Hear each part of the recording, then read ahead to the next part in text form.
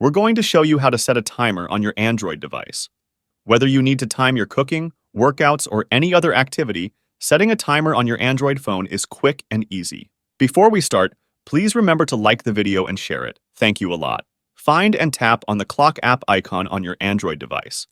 The icon usually looks like a clock face and might be found on your home screen or in the app drawer. Once you're in the clock app, you'll see several options at the top or bottom of the screen: alarm, clock, timer, and stopwatch. Tap on timer. Tap on the number pad to set the hours, minutes, and seconds for your timer. Depending on your Android device, you might have the option to choose the sound that will play when the timer finishes. Look for a setting or icon that allows you to select a ringtone or sound. Tap on a sound to preview it. Once you find a sound you like, select it to confirm your choice.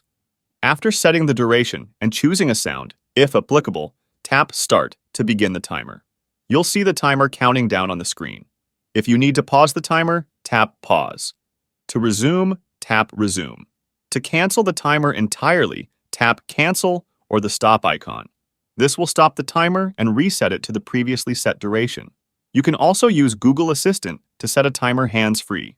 Activate Google Assistant by saying "Hey Google" or pressing and holding the Home button, or using the Assistant button if your device has one. Say something like, "Set a timer for 10 minutes."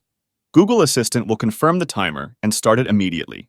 Some Android devices allow you to set multiple timers simultaneously. Check if your clock app supports this feature by trying to set another timer while one is already running. And that's it. You now know how to set a timer on your Android device. Whether you're using it for cooking, working out, or just managing your time better, the timer is a handy feature. If you found this video helpful, please consider leaving a like and subscribe to my channel for more tech tips and tricks. As always, if you have any questions or requests for future videos, drop them in the comments below. Thanks for watching, and I'll catch you in the next one.